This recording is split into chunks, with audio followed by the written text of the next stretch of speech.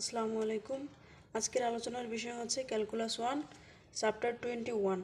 তো এখানে আমরা উদাহরণ 16 নিয়ে আলোচনা করব, যেখানে আমাদেরকে দুইটা পরাবৃত্তের সমীকরণ দেওয়া আছে।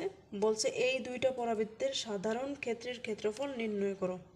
অর্থাৎ এই যে এখানে একটা দেওয়া আছে ওয়াই স্কোয়ার ইকুয়াল 4ax, এই পরাবৃত্তটা যদি আমরা আঁকানোর চেষ্টা করি, তাহলে এই হচ্ছে আমাদের ওয়াই স্কোয়ার ইকুয়াল 4ax এর পরাবৃত্তটা। আবার এই হচ্ছে আমাদের এক্স স্কোয়ার ইকুয়াল 4ay, আর এটা হচ্ছে আমাদের ওয়াই স্কোয়ার ইকুয়াল 4ax। তো এই দুইটার যেই সাধারণ অংশ আছে সেটা হচ্ছে এই, অর্থাৎ এদের ছেদকৃত যে অংশটা এতটুকুর আমরা ক্ষেত্রফলটা নির্ণয় করব। তো এতটুকুর ক্ষেত্রফল নির্ণয় করার জন্য আমাদের এখানের যেই সম্পূর্ণ অংশটা এটা আমাদের নির্ণয় করতে হবে। আমরা যদি চিহ্নিত করে নিই, ও এই বিন্দুটাকে আমরা ধরি ও, এটাকে ধরি আমরা এ, এখানে পি ধরি, আর এখানে যদি ধরি ডি, তাহলে এটা আমাদের হবে ও পি এ ডি ও। এই অংশের ক্ষেত্রফল আমাদের লাগবে এবং আমাদের ও এ ডি, ও এ, এটাকে আমরা ধরি যে জি। তাহলে এই দুইটা অংশের আমাদের ক্ষেত্রফল লাগবে এবং মাইনাস করলে আমরা এই অংশটার, এই যে কালো করে দিলাম, এই অংশটার আমরা ক্ষেত্রফল পাবো। মূলত আমাদের এতটুকুই দরকার। তো দেখুন, সূত্র দুইটা আমরা তুলে নিলাম। এরপরে এখন এই দুইটা রেখা এক্স স্কোয়ার ইকুয়াল 4ay এবং ওয়াই স্কোয়ার ইকুয়াল 4ax, যেই দুইটা ছেদবিন্দু আছে, এই দুইটা ছেদবিন্দু যদি আমরা নির্ণয় করতে চাই, আমাদের এই ছিল 1 নং রেখা ওয়াই স্কোয়ার ইকুয়াল 4ax। এখানে ওয়াই এর মানটা আমরা 2 নং রেখা থেকে এই যে ওয়াই এর মানটা আমরা এখানে বসাইলাম, যেখানে এক্স স্কোয়ার ইকুয়াল 4ay, ওয়াইটা রাখলে আমাদের হবে এক্স স্কোয়ার বাই 4a।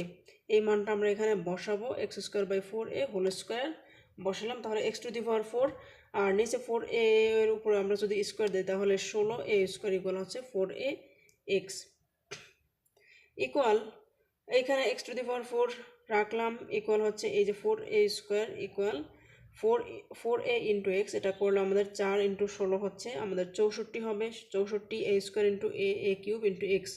তাহলে এইখানে এই অংশটা আমরা বাম সাইডে নিয়ে আসলাম। তারপরে যেহেতু দুই জায়গায় এক্স আছে, আমরা এক্সটা কমন নিব। এক্স কমন নিলে x cube minus 64a cube.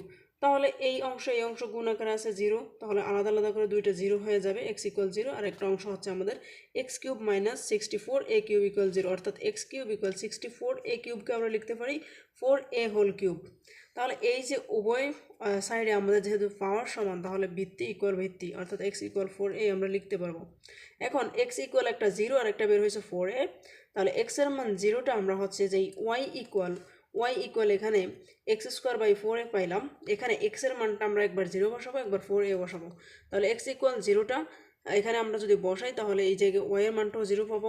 আবার যদি এক্স ইকুয়াল 4a বসাই, তাহলে ওয়াই ইকুয়াল, যেহেতু এক্স স্কোয়ার, তাহলে 4a, এক্স এর মান 4a ইন্টু 4a করলাম, উপরে 4a নিচে 4a, তাহলে আমাদের একটা 4a থাকবে। অর্থাৎ এক্স ইকুয়াল 0 বসে ওয়াই ইকুয়াল 0 পাবো, এবং এক্স ইকুয়াল 4a বসে আমরা ওয়াই ইকুয়াল 4a পাইলাম। তার মানে আমাদের এখানে যেই সীমাটা হবে সেটা 0 থেকে 4a পর্যন্ত। এখন আমাদের কাজ যে ক্ষেত্রফল নির্ণয় করা। একটা ও পি এ ডি ও অংশের ক্ষেত্রফল নির্ণয় করা।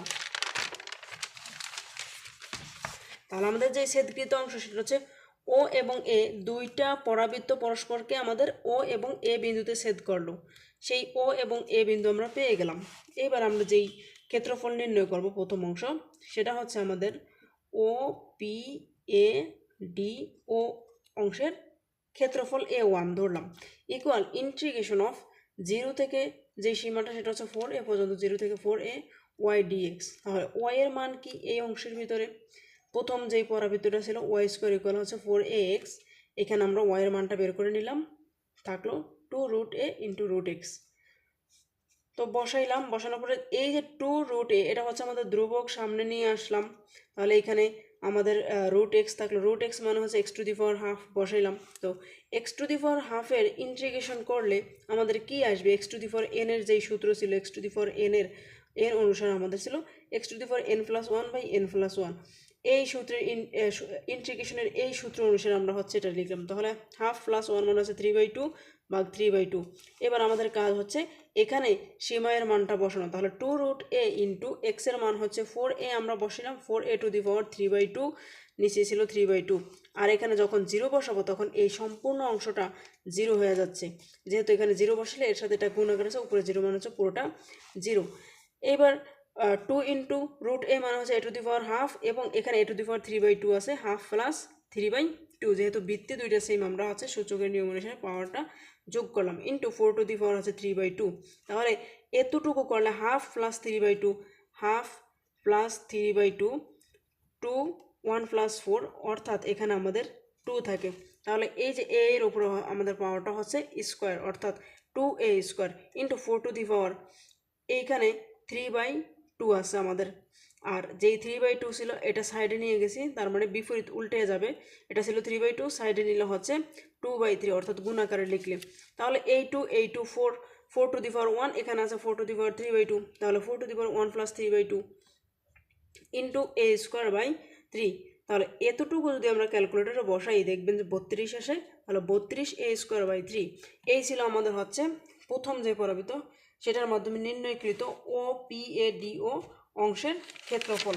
আমাদের এই যে OPADO অংশের, অর্থাৎ এই পুরো অংশটার ক্ষেত্রফল নির্ণয় করছি। এখন আমরা এই যে সাদা অংশটুকুর ক্ষেত্রফল নির্ণয় করবো, নির্ণয় করে পুরোটা থেকে সাদা অংশের ক্ষেত্রফল মাইনাস করলে আমরা হচ্ছে এই যে ছেদকৃত কালো অংশ এটার মান পাবো। তাহলে দ্বিতীয় ক্ষেত্রফল আমাদের হচ্ছে, দ্বিতীয় ক্ষেত্রফল a2 ইকুয়াল ইন্টিগ্রেশন অফ, সীমাটা ছিল 0 থেকে 4a পর্যন্ত y। এখানে y কি ছিল, y হচ্ছে এক্স স্কোয়ার ইকুয়াল হচ্ছে 4a y, তাহলে y ইকুয়াল হচ্ছে এক্স স্কোয়ার, y ইকুয়াল হচ্ছে এক্স স্কোয়ার বাই 4a।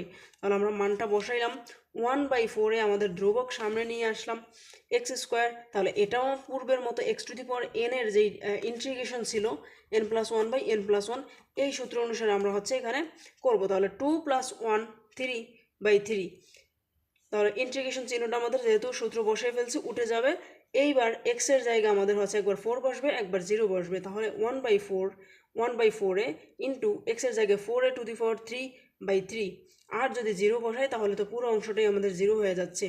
তাহলে 4 to the power 3, 4a two the পাওয়ার 3 মানে হচ্ছে 4a, পাশাপাশি 3 বার গুণ দিলাম, নিচে আছে 4a, উপরের 4a বাদ, তাহলে উপরে থাকতেছে দুইটা 4a, অর্থাৎ 4 4 16 a square, 16a square by 3।